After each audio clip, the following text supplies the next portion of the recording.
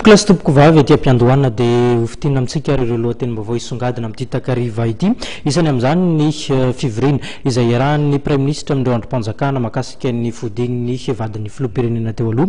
Ramatoa Lalao Ravalomanana, eo ihany koa ny fahafatesan'ny filoham-pirenena Venezuelana andanin'izay ny mahakasika ilay vatsim-pianarana izay omen'ny gouvernemanta indiana ho an'ny Madagasikara tafiditra ao anatin'ny tontolo fanabeazana izany rehetra izany. Araba tompoko lafinaritra tompoko vavy manasantsika anaraka ny fampahalalam-baovao eto amin'ny fahitalavitra MATV hatramin'ny farany.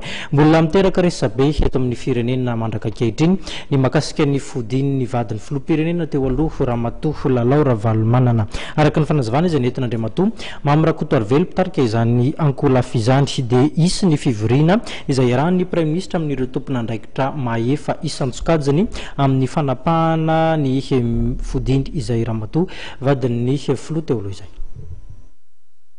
Nodiniana tao anatin'ny filakevitry ny gouvernemanta omaly momba ny fampidiana Andriamatoa Lalao Ravalomanana. Araka ny fanazavana nentin'Andriamatoa Mamirakoto Arivelo mpitarika ny delegasion'ny ankolafy Ravalomanana. Ary mbola isy ny fivoriana iarahan'ny Prime Ministre sy ny tompon'andraikitra rehetra ny fiverena amin'ny vadin'ny filoha teo aloha Ramatoa Lalao Ravalomanana raha ampitso. Province Ravalomanana manao instrumentalisation rehefa zay dia mitana ho tsy amparately mihitsy ny zavatra ny fanarahana rehetra niaraka tamin'ny gouvernemanta. Ka naverina izany zay zavatra zay tamin'Andriamatoa Prime Ministre omaly tamin'ny filan-kevitry ny gouvernemanta nazy hoe tsy mety Andriamatoa Prime Ministre ianao no lehibe ny administration nefa ny baiko izay nomenao dia olona ambany fifezin'ny ministre azy tsy manaraka azy.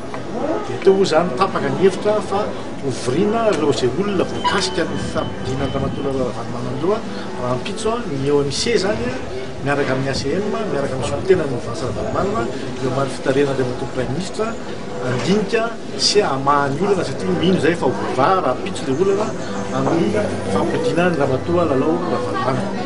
Raha ny feo mandeha dia nisy ny fifanarahana miafina ny hanomezana fiaramanidina manokana Andriamatoa Lalao Ravalomanana ary apetraka amin'ny toerana manokana. Anaiky izany ve ny ankolafy Ravalomanana. Tsy izay mihitsy ny zavatra ny fanarahana satria Andriamatoa filohan'ny tetezamita dia nametraka tamin'ny gouvernemanta ny fikarakarana ny fampidiana ny Ramatoa Lalao Ravalomanana. Nandrainandraiky ny gouvernemanta dia voalazaina indray fa misy accord secret zany indray. Amin'ilay tsy misy ny accord secret efa nifampiresaka mazava tsara tamin'ny président Troïka izahay niaraka tamin'ny président Ravalomanana dia mazava ny fampidiana ny Ramatoa Lalao Ravalomanana fa tsy hoe anofana fiaramanidina manokana.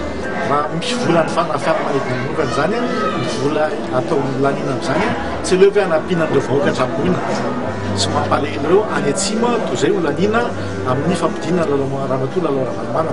Dia izay mametraka mazava tsara fa tsy misy condition manokana azo ekena momba ny fampidiana Ramatoa Lalao Ravalomanana fa mazava hoe mody amin'ny vola commercial izy dia izahay mikarakara ny fipetrahany eto Madagasikara fa ny mpitandro ny filaminana kosa no miatoka ny resaka filaminana sy ny fandaminana rehetra amin'ny fodiany eto Madagasikara. Ny ankolafy Ravalomanana dia manamafy ny tokony ampiarana manontolo ny sorodalana ao anatin'izany ny fampiarana ny anjin'ny faharoapolo.